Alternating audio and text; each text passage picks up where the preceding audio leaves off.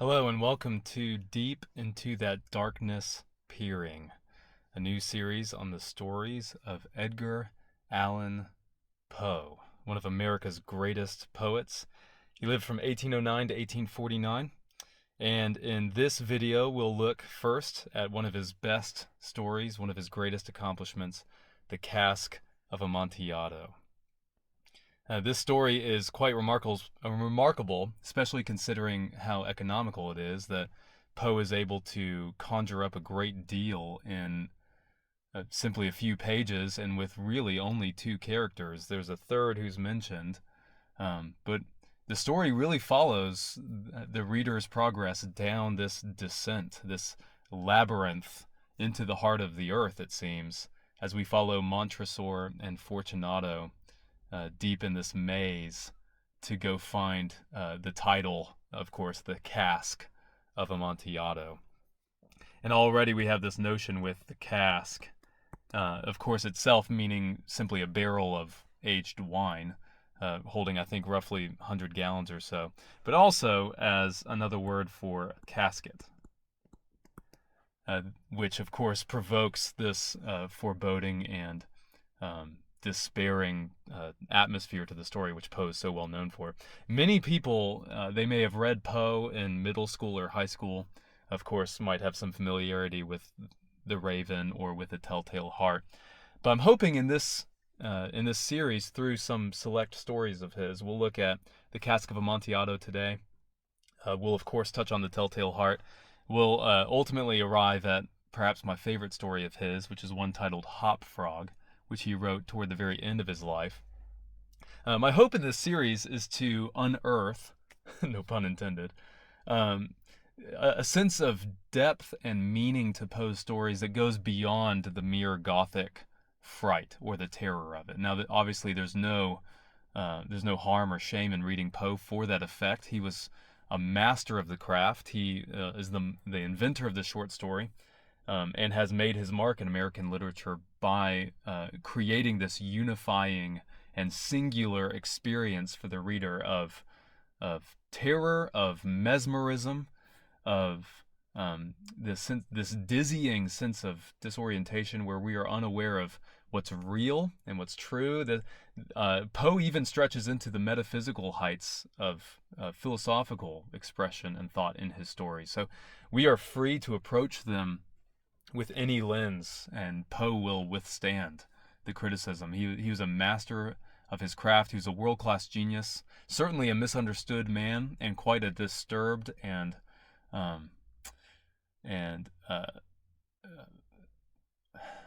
tormented man in his life.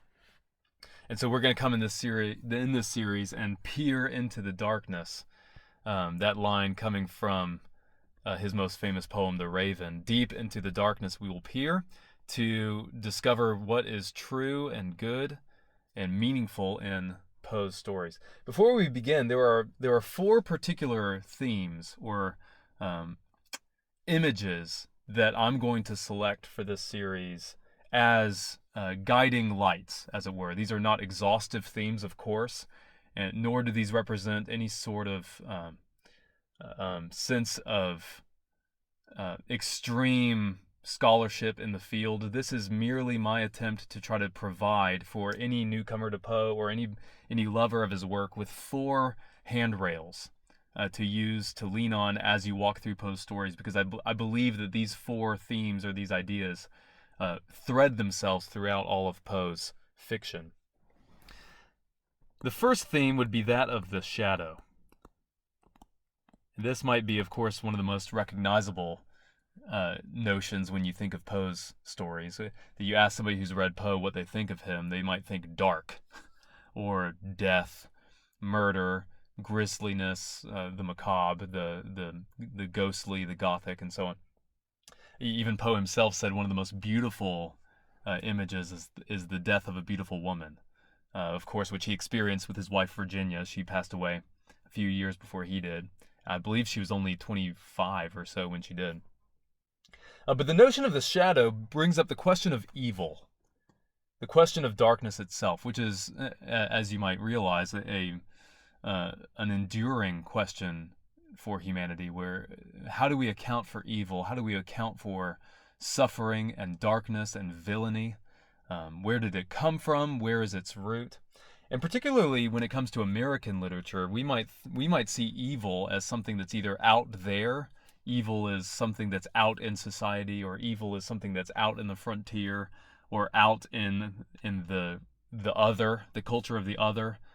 Or we might think evil is, quote unquote, back there, that evil is something that is rooted in the ancient world or the medieval world, and now, with enough progress and with enough forward momentum, we might be able to enlighten ourselves out of evil and suffering and darkness. And yet, history seems to bear the opposite, that the 20th century was the bloodiest century in human history. So this notion of the shadow for Poe is the notion that I'm going to contend as we read these stories, that evil is not out there, but it is in here, as it were. Evil is rooted in the very basis of the human heart.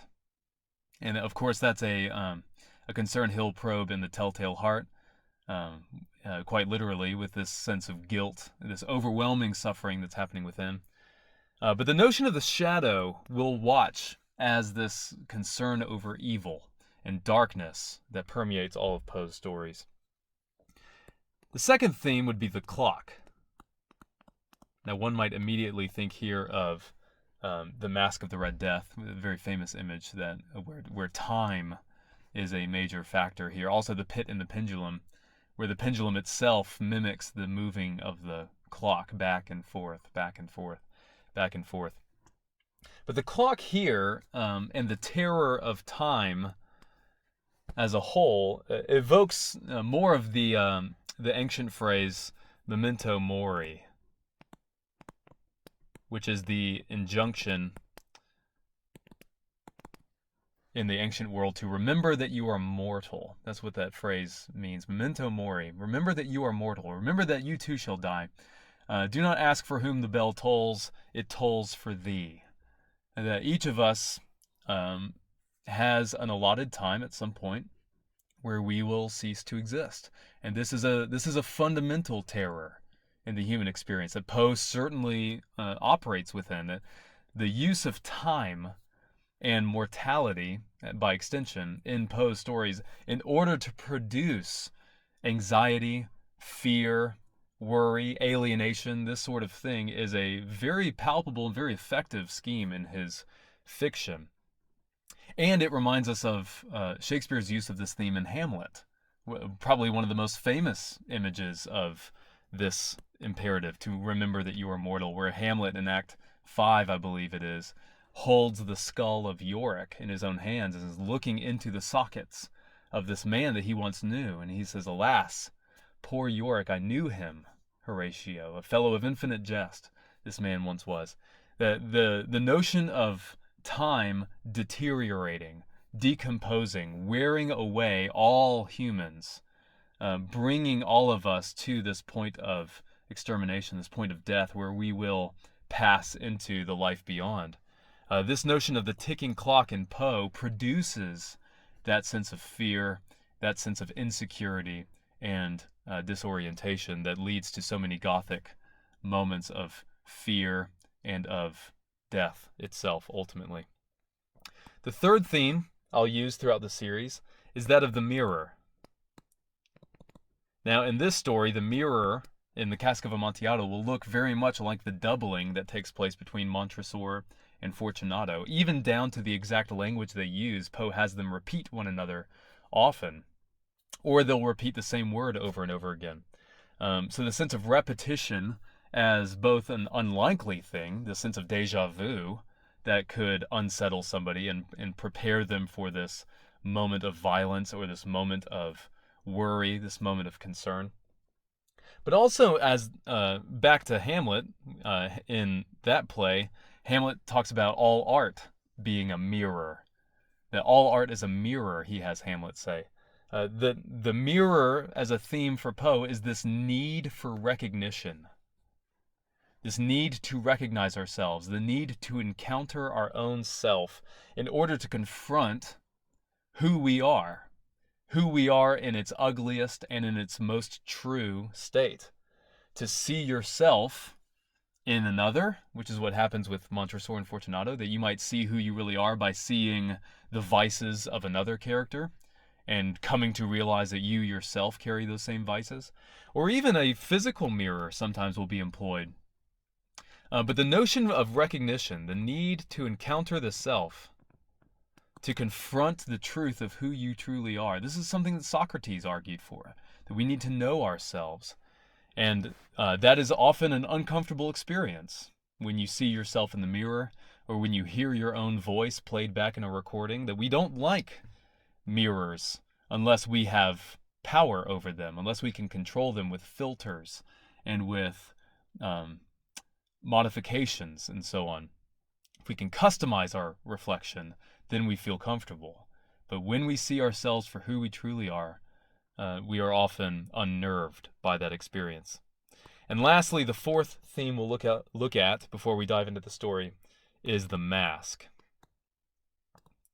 And this is a very familiar concept in Poe's stories. In the Cask of Amontillado, the setting is a carnival, a masquerade. Montresor himself will put on a mask and a cape as he leads Fortunato down. Fortunato himself is dressed in motley, like this sort of medieval archetype of the court jester. But the mask, as a theme, appeals to our love of anonymity. This is something we'll look together at in the story The Man in the Crowd, a lesser-known Poe story that we'll study together. But this appeal that anonymity has for us, that we like play acting, we like putting on roles as we interact in society with one another. Anonymity gives us a sense of security, that if someone does not know who we are, we feel at liberty, we feel licensed to be able to behave differently than we otherwise might. This is the notion of deceit that plays so often in Poe's stories, that we are hypocrites. And that word hypocrite itself has its Greek origins in acting, mask wearing, that we wear masks to one another. And of course, back to the mirror notion, what happens when the mask comes off and you see what is most true of yourself? So the shadow, this question of evil and of darkness in Poe's stories, the clock, the ticking of time and the reminder of our mortality, the mirror as this need for recognition, the need to see ourselves, to confront the truth, and then the mask, our desire to avoid this theme, our desire to play, our desire to pass through society undetected so that we might say and do what we want without any punishment or judgment. In fact, to behave with impunity to lead us into our story. So let's get into the story itself, the Cask of Amontillado. I'm wondering if you'd like to mention in the comments if you have any familiar previous experience with this story. It's often taught. And we have Montresor as our narrator in the story, narrating for us. The problem here, of course, is that Montresor will come to be a rather unreliable narrator. We're not entirely sure how sane he is. We're not entirely sure what all actually did occur. We are being asked to see the story through his lens, as it were, which is an interesting choice for point of view from Poe, that the reader must see through Montresor. We are asked to identify with him. And yet, he is a classic example of this Poe narrator that's ridden with disturbing thoughts of revenge, of power, of exploitation. Montresor is a murderer, calculating his revenge against Fortunato, and to ask us to identify with him brings back this notion of the mirror. How closely aligned are we with Montresor, whether we'd like to admit it or not? This story is also a study of excess, a study of intemperance, freedom and confinement, freedom and suffocation, and so on, as we descend down into the catacombs with Montresor and Fortunato, we move into what's called the Gothic interior. That we move from a setting of freedom at the carnival down the labyrinth into a fouler and more confining space in the heart of the catacombs there, the Montresor family's catacombs, but also figuratively further into the heart of man. That we dive further into Montresor's devilish and fiendish scheming. So let's go into the story. The 1,000 injuries of Fortunato I had borne as I best could. Now, interestingly, we never discover what these 1,000 injuries are that Montresor experienced or incurred from Fortunato, but he claims them as the right to revenge. When he ventured upon insult, I vowed revenge. You, speaking directly to the reader here, you who so well know the nature of my soul, will not suppose, however, that I gave utterance to a threat. At length I would be avenged. This was a point definitively settled, but the very definitiveness with which it was resolved precluded the idea of risk. I must not only punish, but punish with impunity. Now, this will come up later when he tells Fortunato about his family motto, which in English basically says, no one insults me with impunity. Nobody cuts me, nobody offends me without paying for it. And so this notion of impunity and of punishment and of justice and judgment being raised early by Montresor is quite important. Excuse me. But notice also he says, I must. He feels compelled to revenge. I vowed revenge against Fortunato. They were 1,000 injuries. And yet he refuses to tell us what they were. So we are left to question whether there were any injuries by Fortunato. What exactly is motivating Montresor at all? A wrong is unredressed when retribution overtakes its redresser. It is equally unredressed when the avenger fails to make himself felt as such to him who has done the wrong. And interestingly, this is the effect he will have on us as well as the reader. He will make himself felt. But back up to this line, you who so well know the nature of my soul. It leads us to ask whether this is a confession from Montresor or whether it's a brag. And as the story goes, we'll see Montresor as a rather unstable and unhinged individual, especially by the end, where we're not quite sure how to take his address to the reader. Why is he telling this story? What's motivating him to reveal this murder to us? And who is the one who so well knows the nature of his soul? Is it us, the reader? Is it because we are more like him than we might wish to admit? It remains to be seen.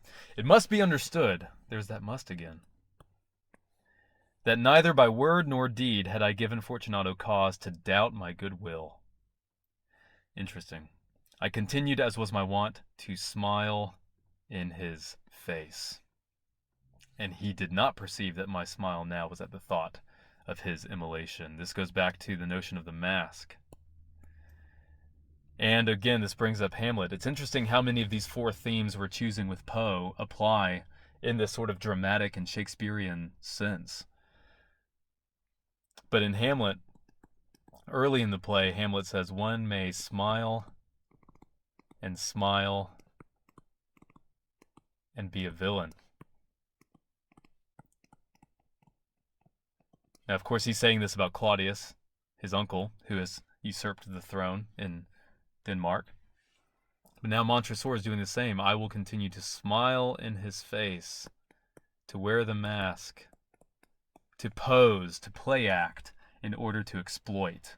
This is toxic behavior here, smiling and hiding the villainy within.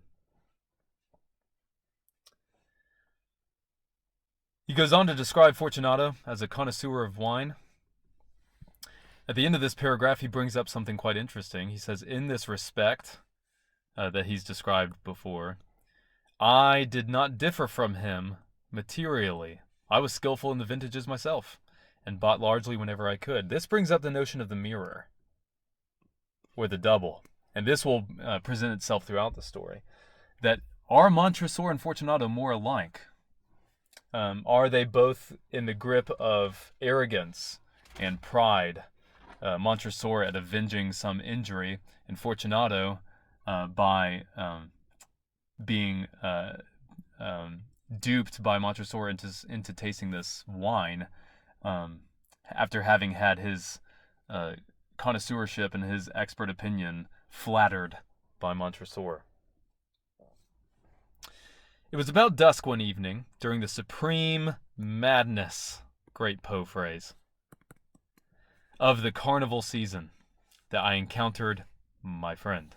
He accosted me with excessive warmth, for he had been drinking much. The man wore motley. He had on a tight-fitting, party-striped dress, and his head was surmounted by the conical cap and bells. I was so pleased to see him that I thought I should never have done wringing his hand. Here is the image of the jester here, the fool, that Fortunato's pegged in. But it's the carnival season. This is an interesting environment for Poe to create, where we have the masquerade on display, this sense of license and freedom on the surface of the story and of the setting, but as we dive further and further in to the interior of the story, we will lose that sense of the carnival and the sense of freedom and move further into a sense of hell and of despair as we descend down with both Montresor and Fortunato, which is another point about the mirror. It's both of these characters who will descend into the depths, into darkness, into hell, into this place of death, that they are both going together. Both of them are students of wine. Montresor and Fortunato as doubles, they both stay together, they stand together, they're both gripped in pride. Of course, they're both mortal as well. There's much to see here as the connection between the two. Although now, Fortunato, as the fool on the outside, presents a particular character of the gullible and the easily exploited. But Montresor later on will put on a mask and cape and lead Fortunato down, looking very much like the stereotypical villain. So both of them are playing. Both of them are dressed as caricatures. The fool and the villain. Both of them falling into this theme of the shadow. Both of them, in effect, dressed as one who is unprepared for a life of virtue. The fool and the villain. My dear Fortunato, you are luckily met. Interesting irony there. Fortunato is not a character of good fortune. Rather, his fate will be to die, that he is doomed to die. In the story, we already know Montresor's intentions.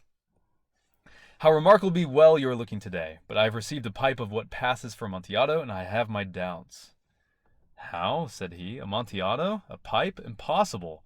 And in the middle of the carnival. I have my doubts. There's some repetition. And I was silly enough to pay the full Amontillado price without consulting you in the matter. You were not to be found, and I was fearful of losing a bargain. Amontillado. I have my doubts. Amontillado. I must satisfy them. Amontillado. Look at all this repetition here. Now notice what's interesting about the name of the wine here, Amontillado. In this name, we have this interesting combination of our two leading characters, where Amontillado itself seems like this conflation of Montresor and Fortunato, where in the wine itself we have our two doubled characters synthesized or harmonized into one character. And in this quest for Amontillado, we'll see both the destruction of Montresor and of Fortunato. Now, Fortunato will die literally by being walled in and suffocating. But Montresor, we'll see at the end of the story as well, experiences a kind of death. Perhaps a more harrowing and more internal death, where we see perhaps the death of his conscience, the death of his spirit, the death of his soul, where it's noticeable that both characters, by descending down through the passageway into the catacombs, experiences a sort of death in this search for the Amontillado itself. So to see them combined in this way as perhaps one character is intriguing. Montresor tempts him to come with him by claiming that he will ask a different person. Fortunato will have none of it. So he will agree to go. Let us go, nevertheless. The cold is merely nothing. Amontillado, you've been opposed upon. And as for Lucchese, he cannot distinguish sherry from Amontillado. Thus speaking, Fortunato possessed himself of my arm, putting on a mask of black silk, and drawing a roquelaire closely about my person, I suffered him to hurry me to my palazzo. Interesting language here from Poe of possession and of suffering. But it's also, they are linked together. Arm in arm, they go together. I suffered him to hurry me to my palazzo. It's very interesting, all the combination of Montresor and Fortunato here. But of course, as I mentioned earlier, just as much as Fortunato is the fool, Montresor is the classic villain, caped and masked. And they descend together down into the depths.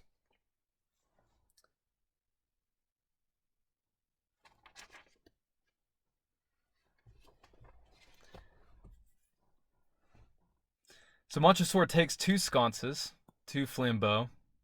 He takes two flambeaux from the sconces, giving one to Fortunato, bowed him through several suites of rooms to the archway that led into the vaults. I passed down a long and winding staircase, requesting him to be cautious as he followed. We came at length to the foot of the descent and stood together on the damp ground of the catacombs of the Montresors. The gait of my friend was unsteady, and the bells upon his cap jingled as he strode. Notice what's happening here. We have two lights, one for each character. We have this labyrinth that they are passing down together. And when they come to the foot of the descent, they stand together on the damp ground of the catacombs. Poe is linking these characters together. They each like wine. They each go down to the catacombs together. They each are dressed like figures of vice, both of foolishness, of gluttonous envy, and of aspiration. And then the other dressed, of course, in a black silk mask and a cape as this figure of villainy. And they're standing together. They're walking together. They're both holding the light together. It's another sense of mirroring here that Poe is presenting, this repetition.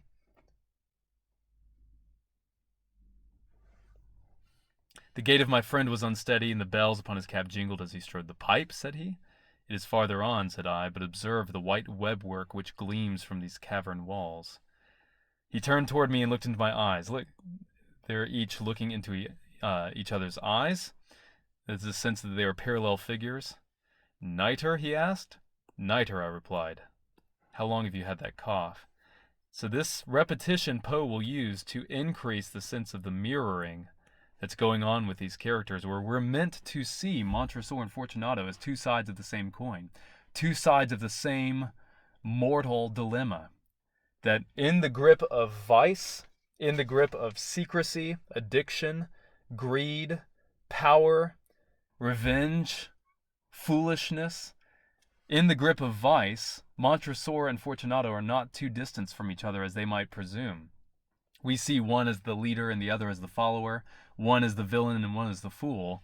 But in ultimate human terms, each of them is gripped in the shadow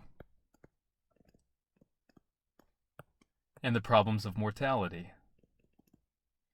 Each of them will die. Each of them are sinful, shadowy, dark figures. One with his appeal to his own name, requiring that he taste the Amontillado rather than someone else. And then, of course, Montresor with his sense of revenge and punishment.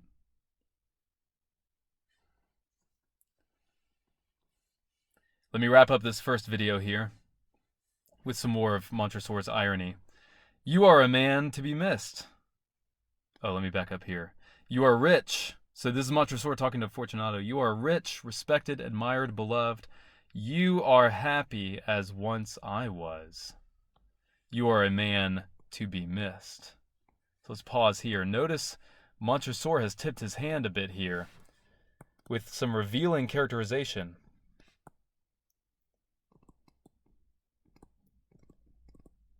What has happened in Montresor's life where he has lost his happiness and his sense of purpose?